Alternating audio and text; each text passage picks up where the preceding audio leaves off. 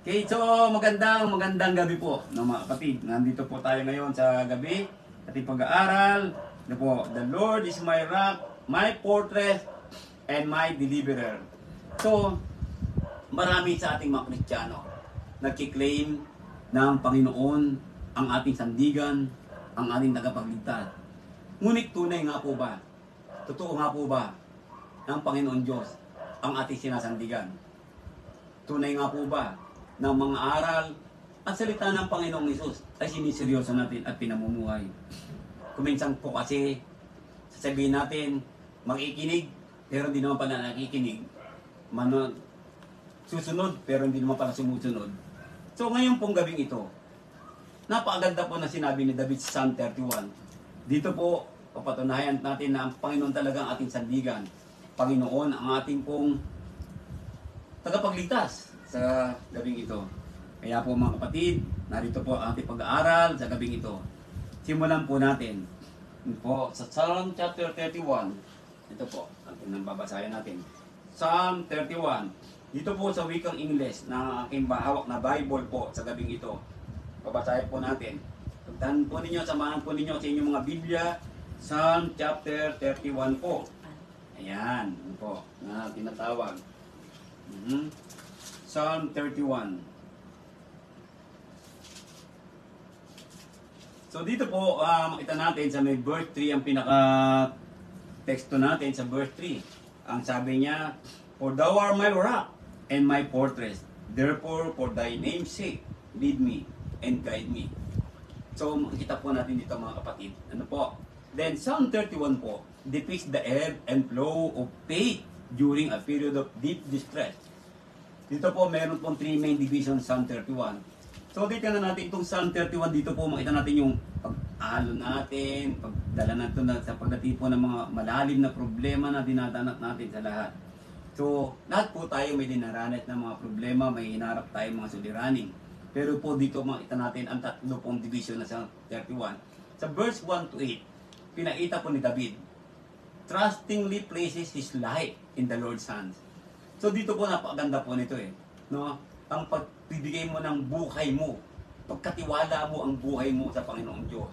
And then yung verse 9 to 18, dito po David pleads for the Lord's mercy for deliverance from his present distress.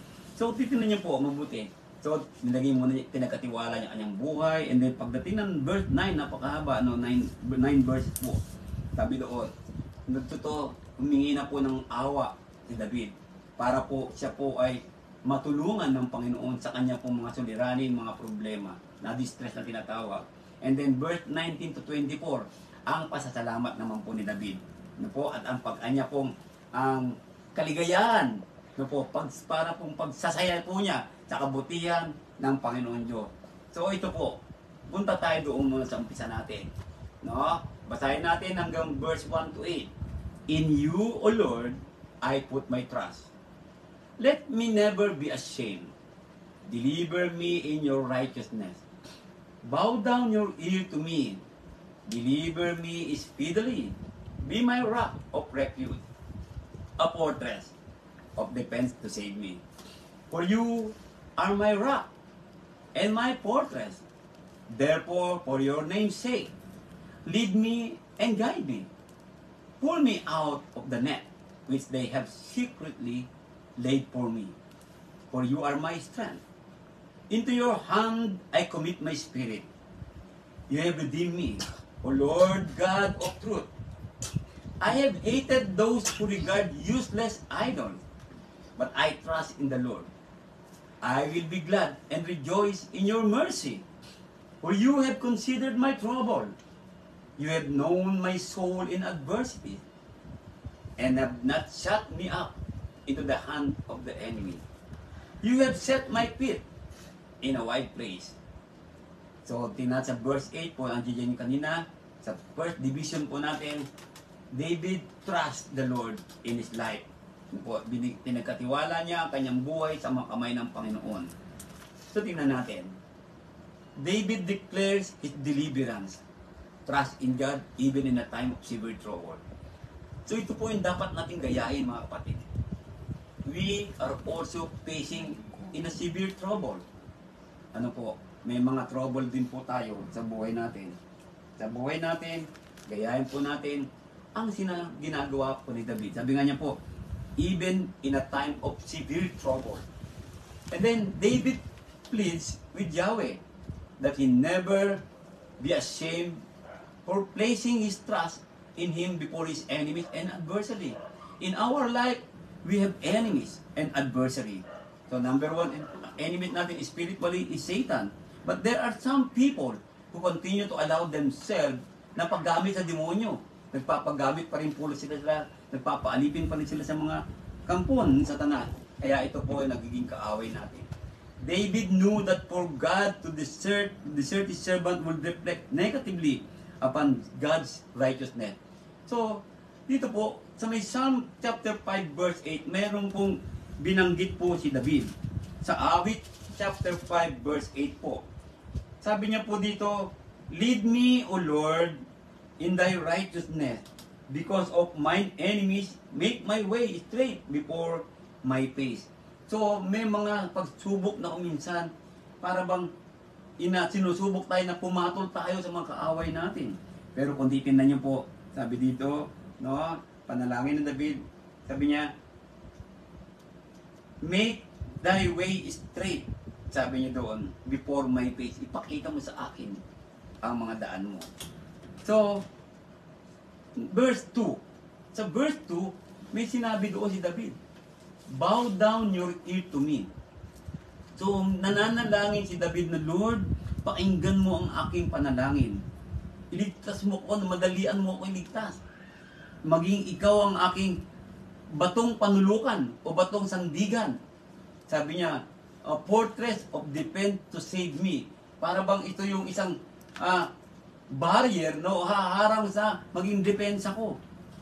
So David asked God to hear his plea in his time of distress and weakness.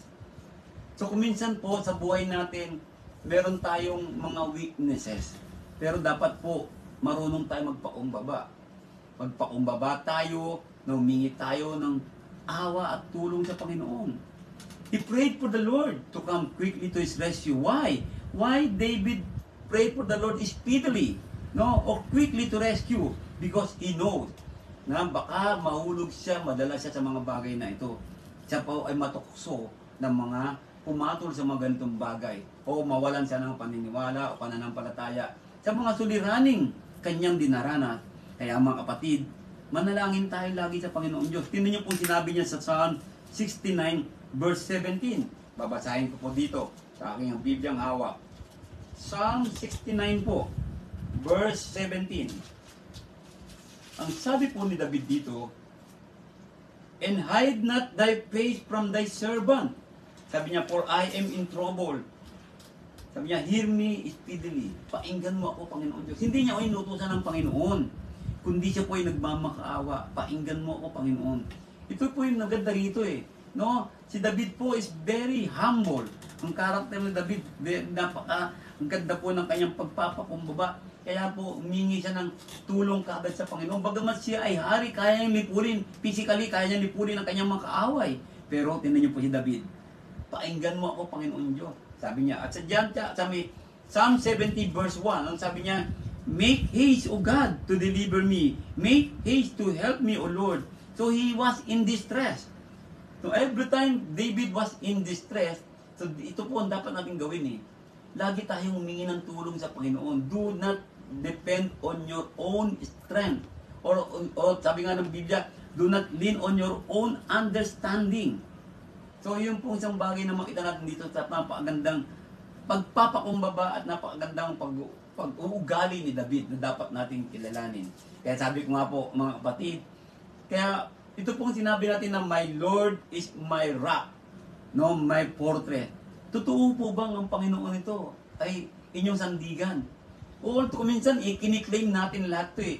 Pero, how serious are we? Gaano tayo kaseryoso sa pakikinig ng salita ng Diyos? Sa pagsunod sa salita ng Diyos? Kuminsan, magaling lang tayo sa mga ganitong bagay. Pag may tinatanggap tayo, ganito tayo magaling. Di ba?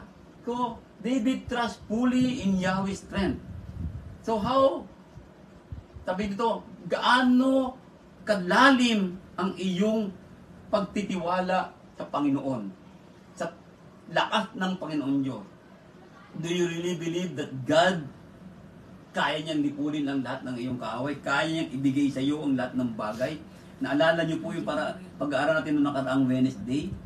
So, saka yung preaching nung last Sunday. So, kung titingnan niyo po, no? And strength and defense for it. They therefore ask for God to so consider Him. I-consider mo naman ako, Panginoon Diyos. Ngayon po, ito magandang tanong sa buhay natin, mga kapatid. Paano ka i-consider ng Panginoon? Ikaw, tayo mismo walang panahon sa Diyos. Paano po mangyayari yon? Marami tayong inuunang bagay. Oras ng Bible study, makinig naman po tayo. Oras ng pagsamba, magsamba naman po tayo. Nang paano ka ngayon pag humingi ka ng tulong sa Panginoon? Do you think the Lord will help you speedily? Quickly? Kapag ikaw ay humingi ng tulong? Diba? David, we know David. David really, no? Talaga pong ang buhay po niya ay pinagkatiwala siya. And sa verse 1, yung verse 1 po napakaganda eh. We must all be like David. We must trust the Lord. We must put our life in the hands of God. Dapat po ganun po tayong lahat. Kaya sabi niya sa verse 3, ito po yun. For you are my rock and my fortress. Everybody claims this, especially the Christian today. No? You are my rock and my fortress. Therefore, for your name's sake, tingin po therefore, for your name's sake, lead me and guide me. You will pray for that. Nagdarasal tayo ganyan. Pero hinahayaan ba natin na ang Panginoon mag-lead sa atin? Hinahayaan mo ba na ang Panginoon na mag-guide sa atin? David declares his reliance upon God's faithfulness. He relied. So whatever problem you have right now, we must rely on God. But how are we going to rely on God if tayo din, hindi tayo makapag-rely sa kanyang salita? Relying on God, we must rely on His Word. Dapat po, ang salita po niya ay ating pong ipinamumuhay at patuloy nating isinusunod. Kung ang Panginoon ay tapat, God's faithfulness as His rock and protection as His fortress. Now, are you faithful to the Lord? Are we faithful to the Lord? In Psalms chapter 18 verse 2, ito po ang sinabi po. Psalms 18 verse 2, the Lord is my rock and my fortress and my deliverer, my God, my strength, in whom I will trust, my buckler and the horn of my salvation, and my high tower. In everything that he has, lahat ng meron si David, ipinagkatiwala niya sa Panginoon. Sabi nga niya, for the sake of His name. Ayan po.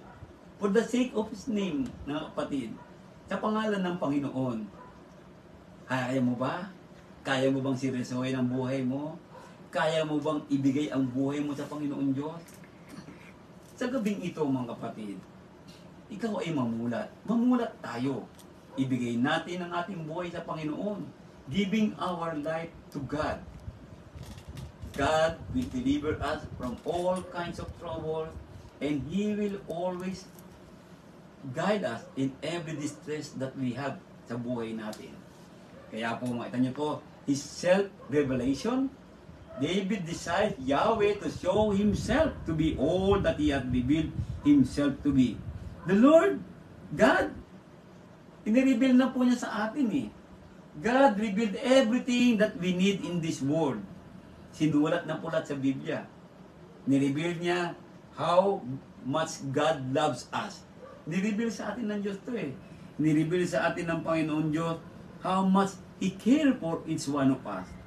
Nireveal ng Panginoon sa atin how much He is serious for you. Sabi ko nga nung linggo, gusto ng Panginoong Isus makasama ka sa langit.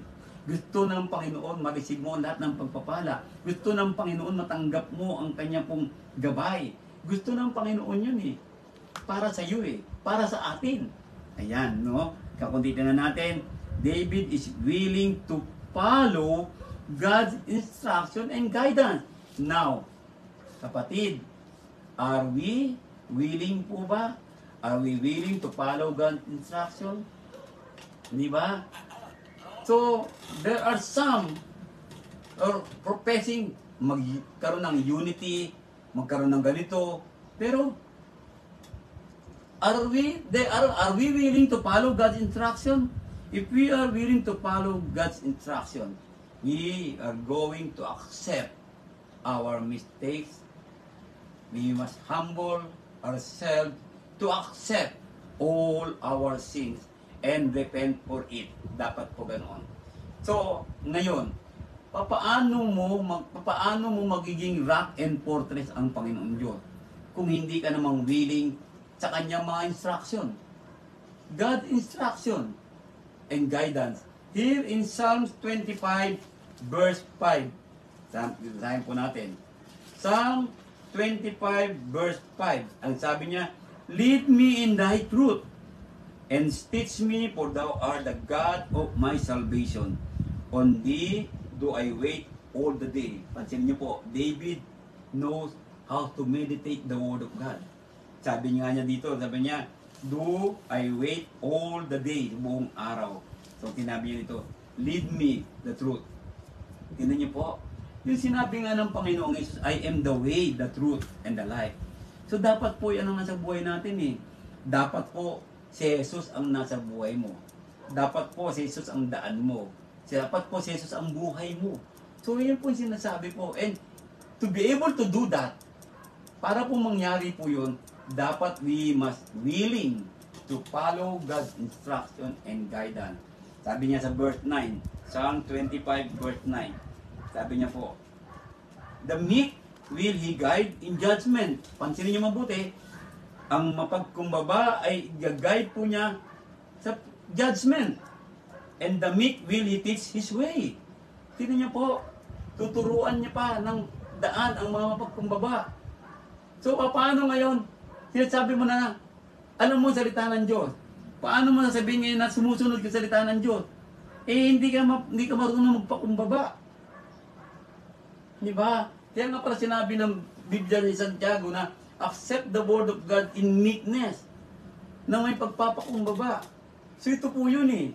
Ang sinasabi natin dito sa lahat, katulad po ni David na binabanggit niya. Napakaganda po na sinabi niya sa verse 9. The meek will He guide in judgment, and the meek will He teach His way.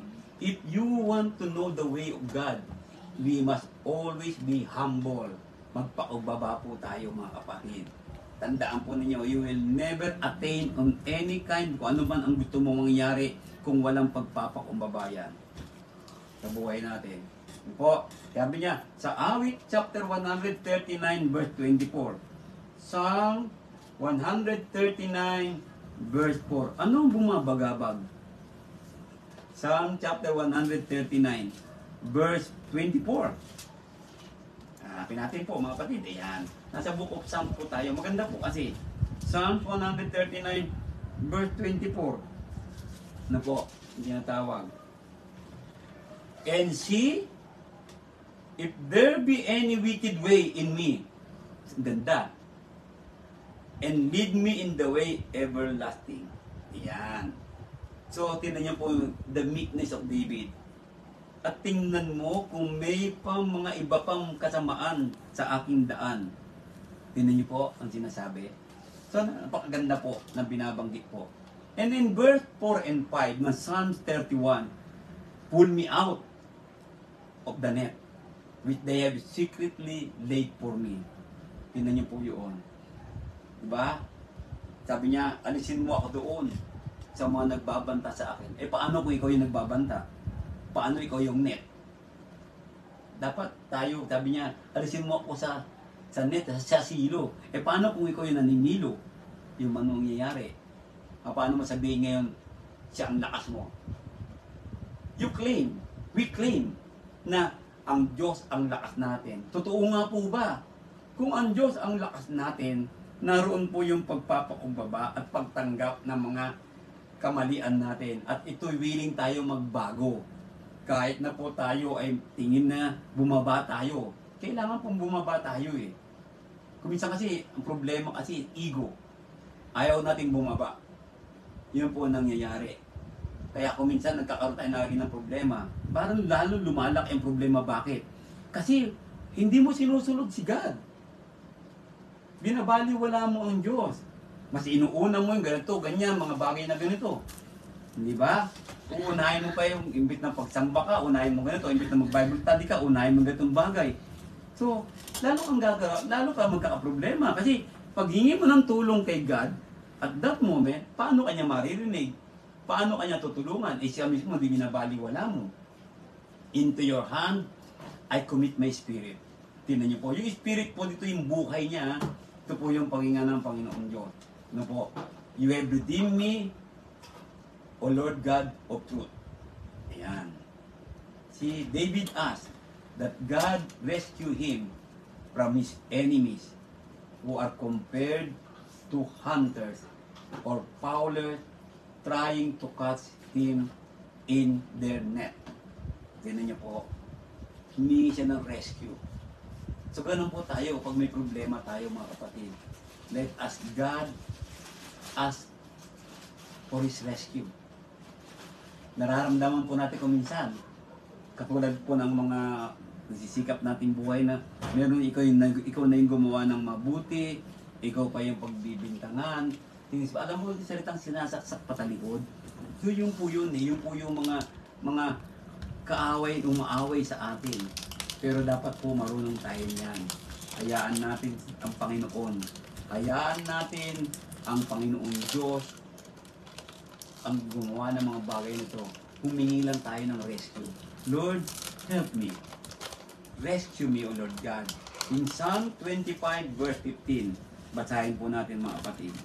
Psalm 25 verse 15, ang sabi niya po dito, mine eyes are ever toward the Lord, for He shall pluck my feet out of the net. Ang ganda po sinabi ha. Mine eyes are ever toward the Lord. Now, excuse me, where is your eyes now? Tingnan niyo po. Diba? Focus your eyes on Jesus, sabi sa Hebrews. So where is your eyes now? Ang ganda na sinabi, mine eyes are ever toward the Lord. Tingnan po, if we continue to focus on the Lord, and the Lord will rescue us. I-rescue niya po tayo mga kapatid. Tutulungan po tayo ng Panginoon, pero wag po ninyong aalisin ang paningin, pagsunod sa mga aral ng Panginoon Diyos. Ayan po ang sinasabi doon. See? In Psalm 35, verse 7, ano pong sinabi? For without cause have they hid for me their net in a pit. Niyo po, nararamdaman niyo po ba ito? Mga kapatid, walang kadahilanan, bigla ka na lang inaaway, walang kadahilanan, pinagbibintangan ka, walang kadahilanan, magatong bagay. No po, kinikriticize ka, imbit na tumulong, magkikriticize pa, naramdaman na po ba na yun? Naranasan niya po ba yun?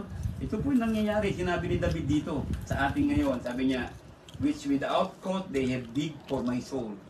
Tingnan niyo po, walang kadahilanan. Bakit po nangyayari yan? Unang-una po, dahil sa inggit. Inggit po ang dahilan ng mga bagay na yan.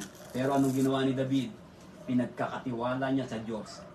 Tingnan niyo po, hindi siya nag-retaliate because he knows vengeance is mine, sabi ni God. Sa Panginoon po yan mga bagay na ganyan. In Psalm 57 verse 6 po. Psalm 57 verse 6. Ito po. Tayo natin ha. Yan po, andyan po ba kayo mga kapatid? Ayan. Andyan po ba sila?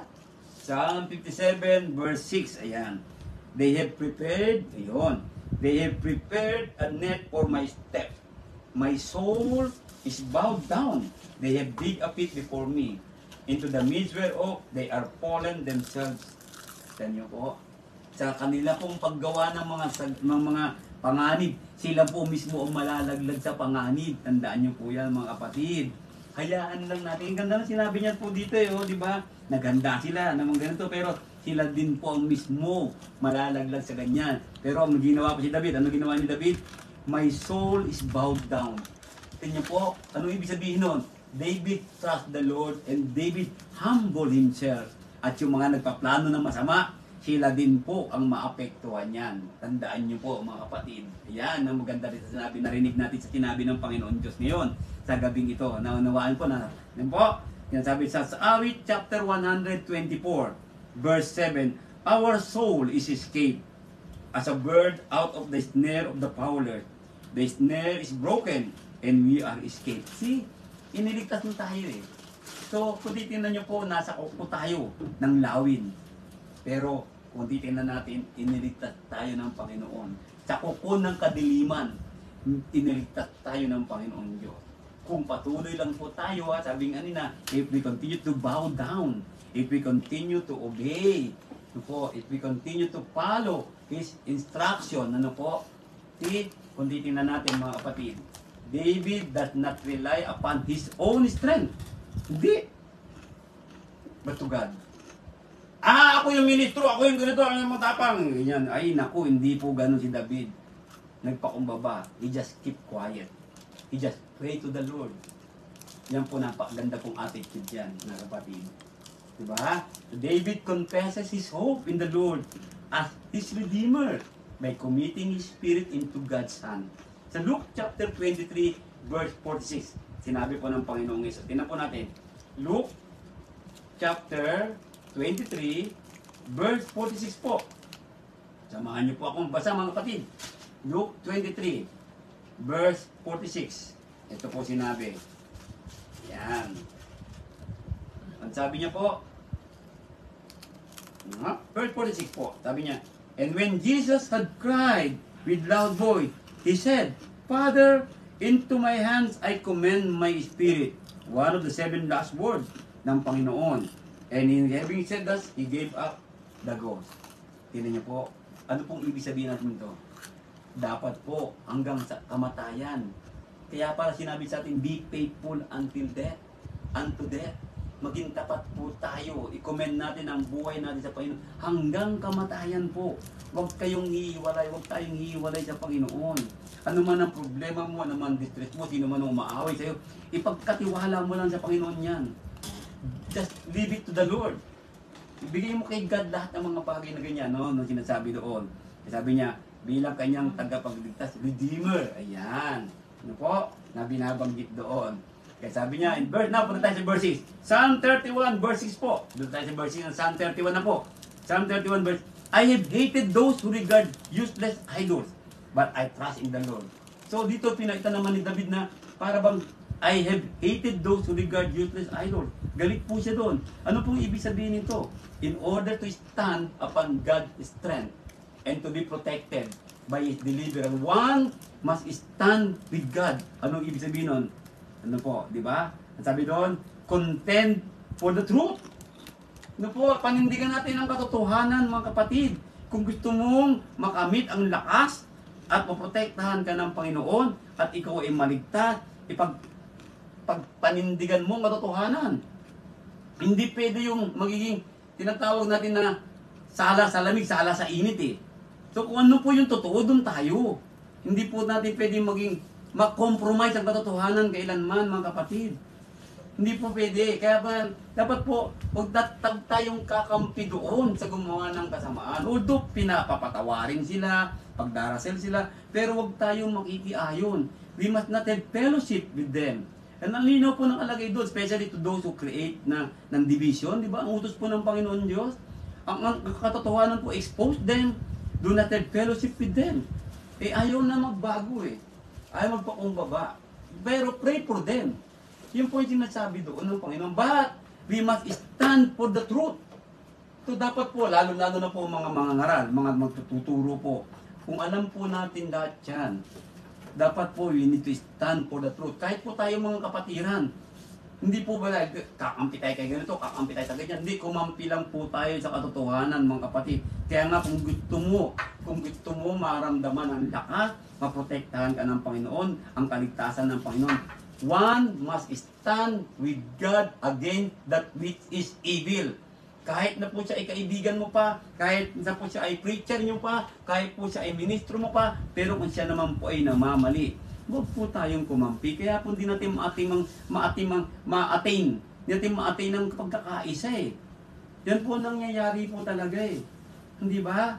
Kasi po, mas kino-compromise po natin ang sarili natin. Mas kumakampi tayo sa ganito. Huwag po natin kampihan. Alam naman natin sila ang mali. Ang linaw-linaw naman po sa Biblia po yun, mga kapatid. Di ba? Tapos sasabihin mo ngayon, the Lord, our rock, our fortress.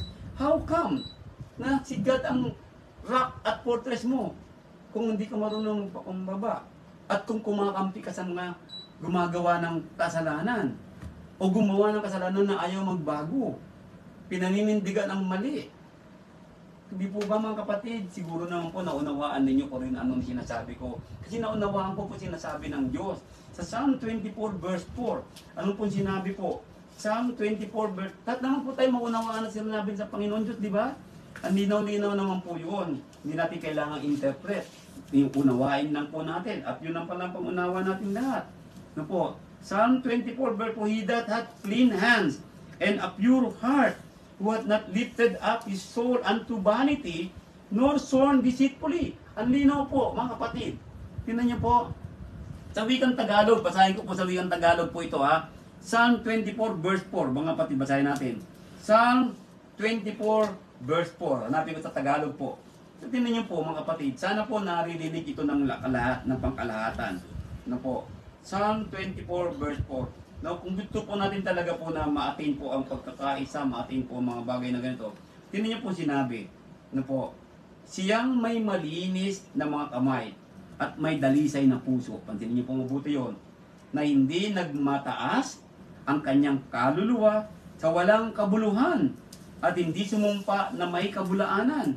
Tingnan niyo po, so ano pong ibig sabihin nun? Sa iba po na hindi kumampi, sabi niya dito kanina, di ba sabi ko ang English? No sworn deceitfully. Tingnan po, ang linaw po na sinasabi doon. Compromisers do not stand upon God. So, yung binanggit ko kanina, we must not compromise the truth. Huwag niyo pong i-compromise po ang inyong mga sarili, ang ating mga sarili, kapatid. Ganito kasi, do, meron kasing group A, may group B. Hindi po ganun po ang pananampalataya.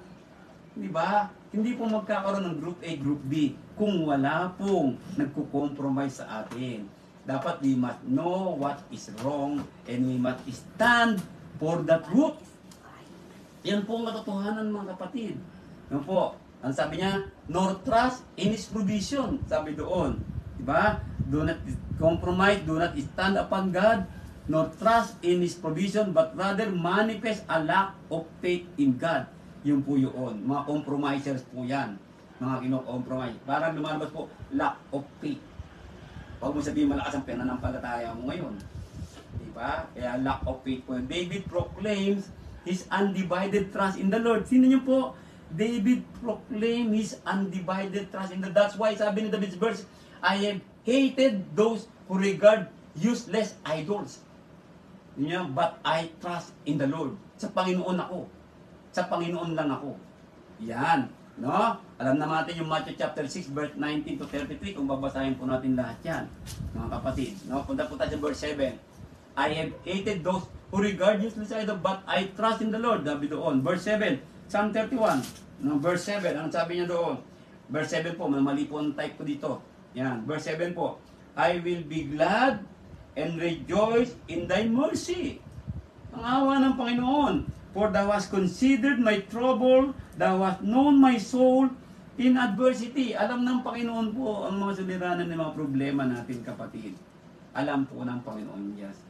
David knew, whatever deliverance God granted was undeserved. Therefore, he rejoiced in the Lord's mercy. Alam po niya yun eh. Hindi siya deserving eh. Why? Because of his humbleness. Because of being meek to the Lord. Pero he rejoiced in the Lord's mercy. That's why, the point here mga kapatid, if we are humble and meek in the eyes of God, then niyo po, we will receive the mercy of God. And we will rejoice for the mercy of God. In James chapter 1 verse 2 and 12, mababasa po ninyo yan. James chapter 1. No? Pag-aralan naman po natin yung book of James na nakaraan, ang sinasabi po diyan. Ano po? Mag-view lang po tayo ng James chapter 1, mga kapatid. No? Mag-view tayo dito. Tinan niyo po. Isa sa mga nasasabi po ni James po, no po, sabi doon, James chapter 2, chapter 1 verse 2, 12, sabi niya doon. Sabi niya, my brethren, count it all joy when you fall into diverse temptation. Why James wrote this, na mag-rejoice pa tayo? Because God's mercy is upon us. Kanino? sa mga taong nagpapakumbaba, sa mga taong patuloy at patuloy na sumusunod sa salita ng Panginoon Diyos. Whatever trials you have right now, ano man ang mga nangyayari sa buhay mo, ipagkatiwala mo lang sa Panginoon. The Lord God will help you. Then David knew God was aware of his condition. Tingnan niyo po, hindi po nalilihim ang mga problema natin sa Diyos. Alam po niya kung ano ang dinaranas mo ngayon, sakit. Alam po niya kung ano po ang dinaranas mong mga suliranin. Alam po niya kung sino-sino ang mga umaaway sa iyo. Alam po ng Panginoon Diyos kung paano ka nagsisikap na maging tapat. Alam po ng Panginoon Diyos, ng Diyos yan, ang inyong kondisyon. Niyo po, and knew the very thoughts of his heart in his trials. Dapat po, sa pagdating ng pagsubok, nakikita po ang kadalisayan ng ating mga puso. Malinis pa rin po tayo. Sa buhay na ito, hindi po mawawala ng pagsubok. Pero may mga pagsubok po na pinabibigat din natin. Tayo mismo ang nagpapalala. Bakit? Kasi po, umaalis tayo sa Panginoon Diyos. Kinakalimutan natin ng Diyos sa araw ng Bible study, sa araw ng pagsamba, sa pagpapala tayo, hindi na tayo tumutulong, we did not share our blessing. No, pag may ano tayo, kumakampi pa tayo sa masama, kumakampi tayo sa ganito, dapat po we must learn how to stand for the truth, mga brothers and sisters. Dapat po yun. Ano po, napakalinaw po yun. Sabi doon sa Psalm chapter 1 verse 6. Basahin ko lang po mga kapatid, bago punta sa Galatians 4:9. Yun niyo po sinabi. Alam na po natin to sa verse 1. Chapter 1 verse, sabi niyo doon, for the Lord knoweth the way of the righteous, but the way of the ungodly shall perish. Hindi ba natin naunawaan yan? If we continue to remain ungodly. Ay teka, ungodly po ba ako? Nagiging ungodly tayo. Kapag patuloy nating hindi binabago ang ating buhay at patuloy natin pinaninindigan ang mali natin. Yan po yun. Kaya mapeperis po tayo. In Galatians chapter 4 verse 9, ang sabi po sa atin, Galatians chapter 4 verse 9, samahan niyo po ang basahin po ito mga kapatid. Ayan, hindi po maraming malayo pa ang oras natin. Galatians chapter 4 verse 9, ang po sinabi, ito po. But now, after that you have known God, or rather are known of God, how turn you again to the weak and beggarly element, whereunto you desire again to be in bondage? Tingnan niyo po, gusto mo pa bang magpakaalipin ulit? Pagkatapos mo nang napalaya, kapatid, huwag po, sayang po yun. Huwag niyo pong hayaan na tayo po ay muling maging alipin ng ating Panginoon Diyos. Sayang po yun. Ano po na binabanggit doon. Napunta tayo sa verse 8. And have not set me up into the hand of the enemy. You have set my feet in a wide place. David knew whatever deliverance God granted was undeserved. Therefore he rejoiced in the Lord's mercy. And David knew God was aware of his condition. By God granting David victory over his enemies before he was both confident and grateful. Nagpasalamat po si David dito. You have set my feet in a wide place. Na po. And pagkita na natin sa verse 9 up to 18, yan na po yung isang deliverance and distress. David described the depth of his distress as being emotional, spiritual, and physical. Ganun po katinding naging problema ni David. He was worried enough emotionally, spiritually, and physically.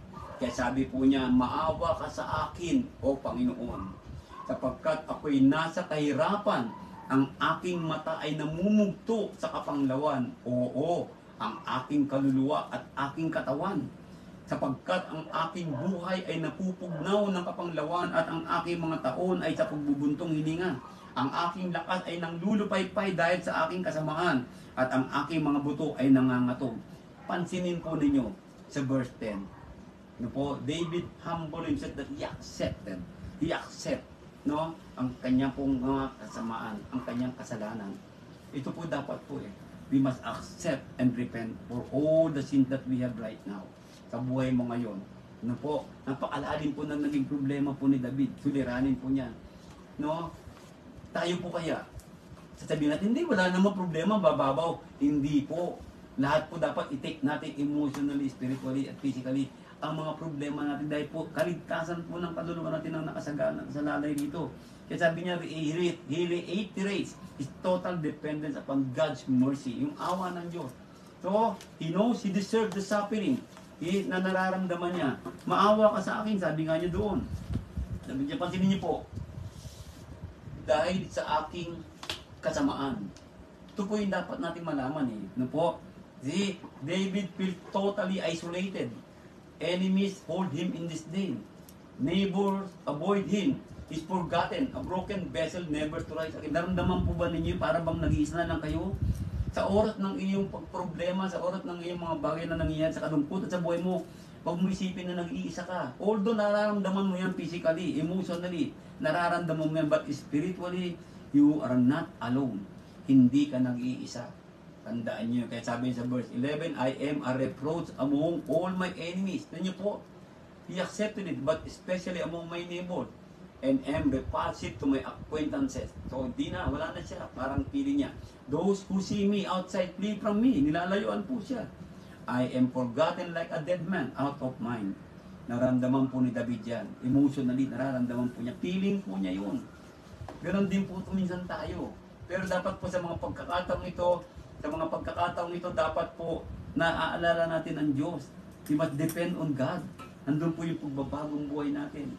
Ayan, no po, for I hear the slander of many, fears on every side, while they take counsel together against me.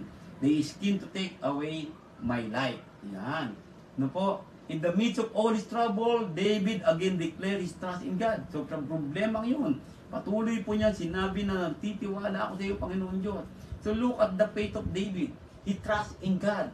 Pagkat we believe that the Lord is his rock and his fortress. Mga ganong bagay. My times are in your hand. Parang niya, nasa iyong mga kamay.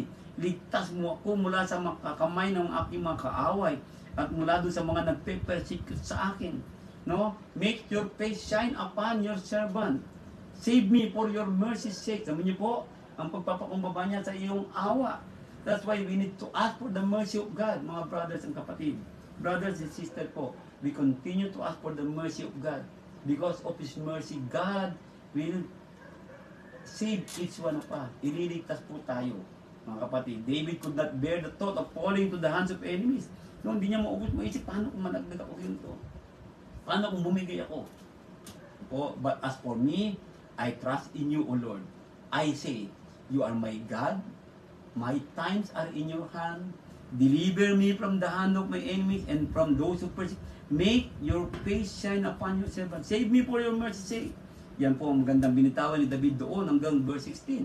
Ito po, no, sabi nga niya sa Tagalog po, verse 14. Sabi, Tagalogin natin. Ngunit tumiwala ako sa iyo, O Panginoon. Aking sinabi, ikaw ay aking Diyos. Diyos, mga kapatid. Sabi niya, verse 7, huwag nawa akong mapahiya, O Panginoon, sapagkat ako'y tumawag sa iyo. He believes. He believes na pag nagdasal siya sa Panginoon, pag tumawag siya, hindi siya mapapahiya. Matahimik nawa ang mga sinungaling na labi. Pansinin niyo po ba nalangin niya? Na nang salita laban na batulid ng kalasuwaan, ng kapalaluan, paghamak.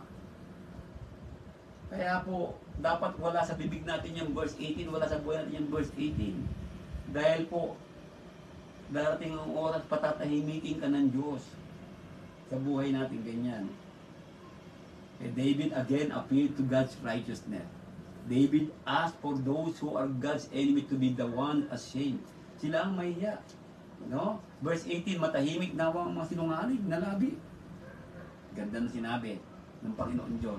Ngayon po, ang kanya pong declaration ng kabutihan ng Diyos. Oh, how great is your goodness, which you have laid up for those who fear you. Tingnan niyo mabuti ha. Yung mga taong takot sa iyo. Ano ibig sabihin nun? Mga taong sumusunod sa iyo, sa mga taong nagre-respeto sa iyo. Yan po yung sinasabi doon. Di ba? Ganon kabuti ang Diyos sa mga taong ito. Ganon kabuti ang Diyos sa atin kung patuloy po tayo nagre-respeto, natatakot sa Panginoon Diyos, which you have prepared for those who trust in you, sa mga nagtitiwala sa Panginoon Diyos, in the presence of the sons of men.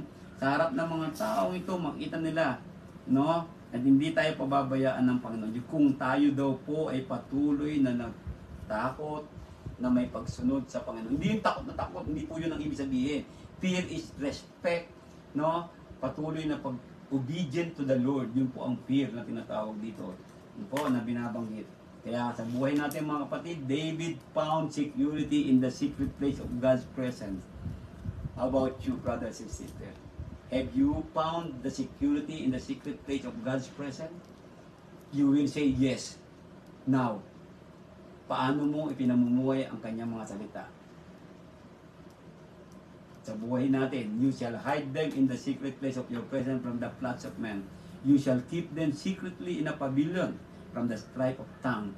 Blessed be the Lord, for He has shown me His marvelous kindness in a strong city. Ganda po na sinabi na po, ang kabutihan, ang kaligtasan ng Panginoon ay binibigay sa atin. Sabi nga niya po sa Colossians chapter 3, verse 1 to 4, basahin po natin. Colossians chapter 3, verse 1 to 4. Basahin ko po sa inyo. Yan, chapter 3, verse 1 to 4. If you then be risen with Christ, seek those things which are above, where Christ sitteth on the right hand of God. Yun po ang bilin sa ating ngayong gabi.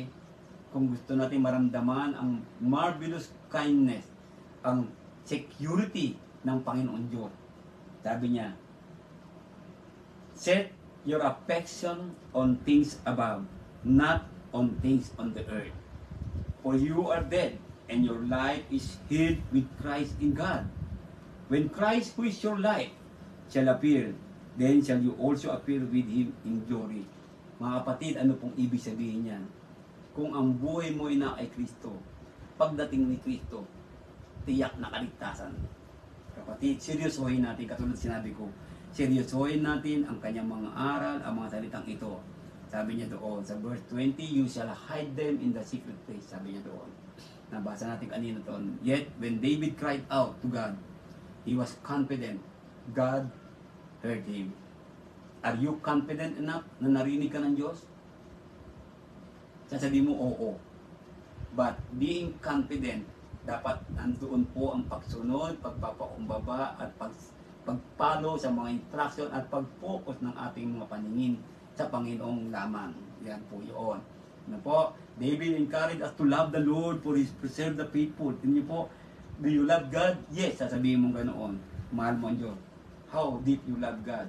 If you love God, nandun po yung pag-accept ng mali natin, pagpapakumbaba natin, at patuloy na paglilingkod natin sa Panginoon. At lagi natin siyang uunahin, mga kapatid. Yan pong isang bagay doon eh. No? Hindi yung may Bible study, tapos sangka, dito. May worship na sangka, naku po. Kaya sabi niya, the wicked will be destroyed. Kapatid, kapwa mga preachers na nakikinig pa rin, the wicked will be destroyed. Iwasan po natin mapabilang tayo sa wicked. Magsikap tayong lahat. No, nandiyan po ang salita ng Panginoon. God revealed His word.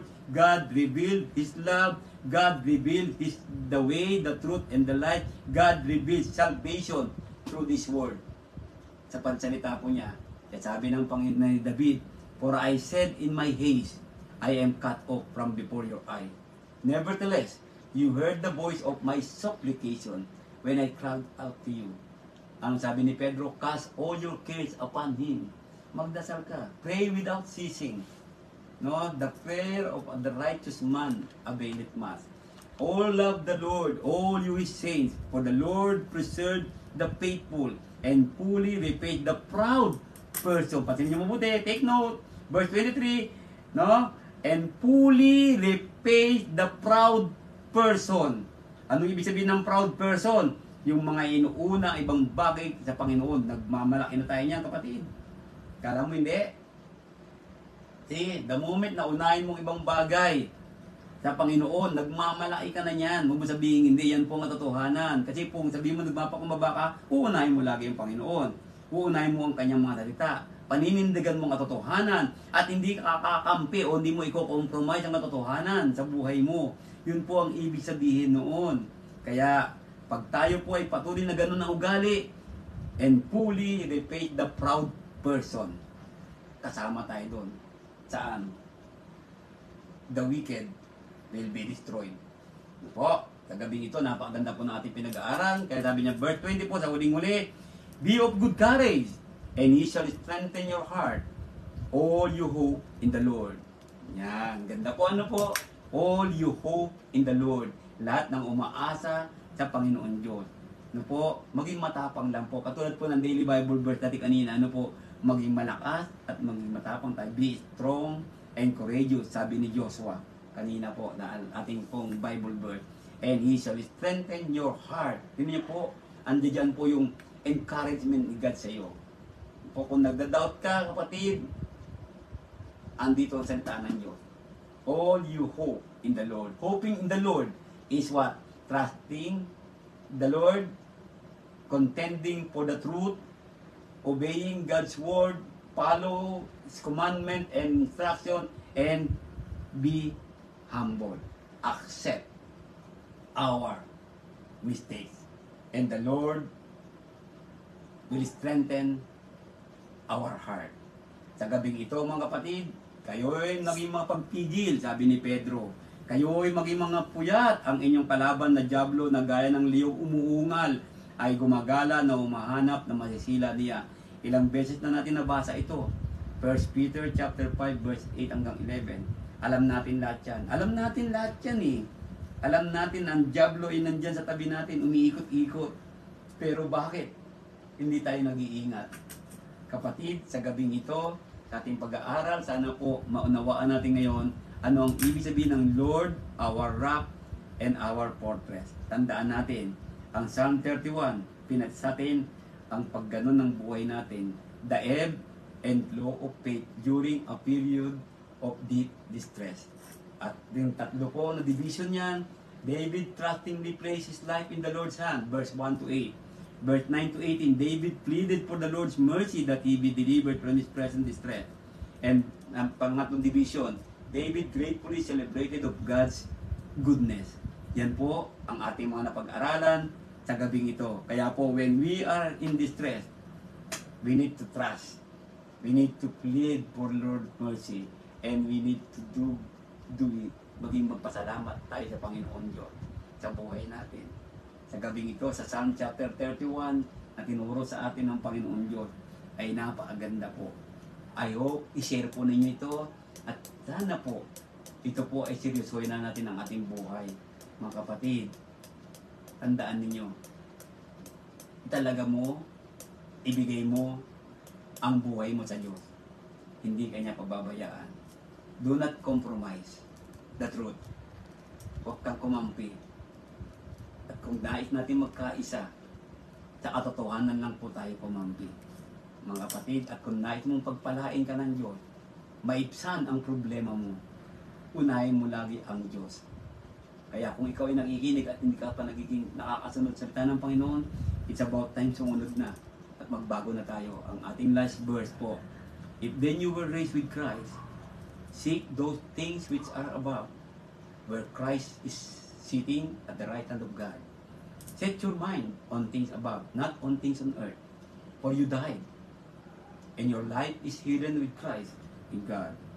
When Christ, who is our life, appears, then you also will appear with Him in glory. Napakaganda po ng panawagan sa atin ni Pablo ito sa Colossian. Tandaan po ninyo, sa buhay natin, haharap tayo. Magiging kasama natin ang Panginoon Diyos. Magandang gabi po na inyong lahat. Security, comfort, peace can only be found in the Lord. Is the Lord rock and fortress of your life? He can be. He can be your rock and fortress. Magbagong buhay. Sa mga sinabi natin kanina, patuloy po tayo. Mananampalataya, magtiwala, at sumunod sa Diyos. Magandang gabi po sa inyong lahat, mga kapatid.